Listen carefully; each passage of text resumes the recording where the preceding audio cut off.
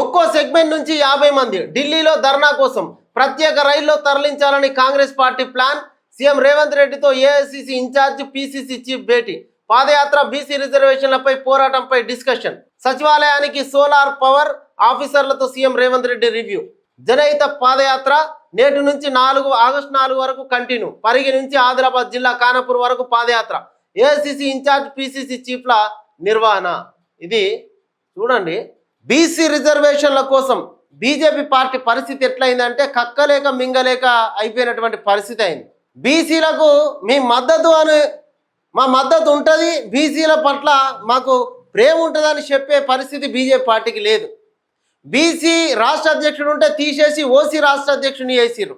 మళ్ళా ఆయన తీసేసి మళ్ళీ బీసీని చేస్తారేమో అనుకుంటే మళ్ళీ ఆయన తీసేసి మళ్ళీ ఇంకొక అగ్రకుల నాయకుడిని రాష్ట్ర అధ్యక్షుడిని వేసిర్రు. మేము బీసీల పక్షం అని చెప్పుకునే పరిస్థితి బీజేపీ పార్టీకి లేదు. మేము ప్రధానిని బీసీని చేసినామని చెప్తున్నారు, కానీ గుజరాత్ ముఖ్యమంత్రిగా నరేంద్ర మోడీ ఉన్నప్పుడు ఆయన కులాన్ని బీసీ లోపల కలుపుకుంటే ఆయన అట్లా బీసీ అవతారం ఎత్తిండు. బీసీల పట్ల నిజంగా ప్రేమ ఉంటే బీజేపీ పార్టీ, కాంగ్రెస్ పార్టీ చేస్తున్నటువంటి ఈ ధర్నాకు మద్దతు ఇవ్వాలి. కాంగ్రెస్ పార్టీ ప్రవేశపెట్టిన ఈ బీసీల 42% రిజర్వేషన్ల బిల్లుకు కేంద్రం మద్దతు ఇవ్వాలి, కేంద్రం ఆమోదింపజేయాలి. ఎందుకు చేస్తలేదు? ఎందుకు తాత్సారం చేస్తున్నది అంటే బీజేపీ పార్టీ ఖచ్చితంగా బీసీలను అనగదొక్కే పార్టీ. ఆర్ఎస్ఎస్ సిద్ధాంతాలపైన ఉంటుంది.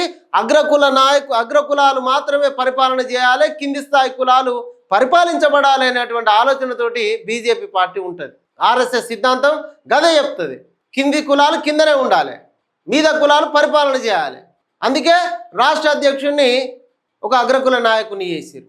ఇక బీసీ బిల్లుకు బీసీలకు 42% రిజర్వేషన్లు రావాలి. దీంతో కేంద్రంతో ఎంతకైనా కొట్లాడతామని రేవంత్ రెడ్డి పట్టు మీద ఉన్నాడు. కాబట్టి ఈ నెల 5, 6, 7వ తారీఖు లోపల ఢిల్లీ లోపల ధర్నాలు చేయాలని చెప్పి ఒక్కొక్క సెగ్మెంట్ నుంచి 50 మందిని తీసుకుపోయి మన బలం ఏందో, మన వాటా ఏందో, మన జనం ఏందో, మన వాటా తెచ్చుకోవాలని చెప్పేసి ఢిల్లీలో ధర్నాకు పిలుపునిచ్చిండు. నిజాయితీగా కొట్లాడుతున్నాడు.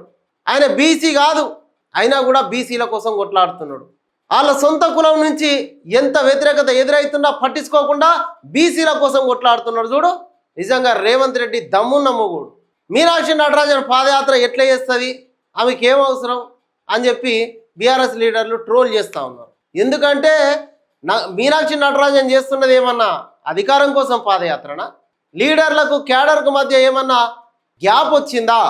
గత 10 ఏళ్ళు ఎన్ని కష్టాలు ఎదురైనా ఆ జెండాను పట్టుకున్నటువంటి కార్యకర్త సంతోషంగా ఉన్నాడా, బాధలో ఉన్నాడా తెలుసుకునే ప్రయత్నానికి మీనాక్షి నటరాజన్ చేస్తూ ఉన్నది పాదయాత్ర. గత 10 ఏళ్ళు మీకు అధికారం ఇస్తే ఆ పార్టీ కోసం కష్టపడ్డ కార్యకర్తలను మీరు కలిసిర్రా? ఉద్యమకారులను కలిసిర్రా? ఏనాడైనా అధికారులతోటి ఈ పలానా దాంట్లో సమీక్ష పెడదామని సమీక్ష చేసిర్రా? మంత్రుల అభిప్రాయాలను తీసుకున్నారా? పోనీ మీ ఎమ్మెల్యేలనన్నా మీరు కలిసిర్రా? కలవనటువంటి పరిస్థితి. ఇలా మీనాక్షి నటరాజను గ్రౌండ్లోకి వెళ్ళి ప్రజల వద్దకు వెళ్ళి వాళ్ళ సమస్యలు ఏందో తెలుసుకొని ప్రభుత్వానికి చెప్దాం అని చెప్పి ఇన్ఛార్జి హోదాలా దేశంలో ఏ రాష్ట్రానికి ఉన్నటువంటి ఇన్ఛార్జి కూడా పాదయాత్ర చేయలే. మీనాక్షి నటరాజన్ ఇన్ఛార్జిగా పాదయాత్ర చేస్తూ ఉన్నది. అది ఆమె గొప్పతనం. క్యాడర్ ఏమైనా ఇబ్బంది పడుతున్నదా? లీడర్లంతా హైదరాబాద్లో ఉండి పైరవీలు చేసుకుంటా ప్రజల దగ్గర ఓతలేరా? అనేక కోణాల లోపల ఈ పాదయాత్ర ఆమె నిర్వహిస్తూ ఉన్నది. దానిపైన కూడా ట్రోల్ చేస్తూ ఉన్నారు.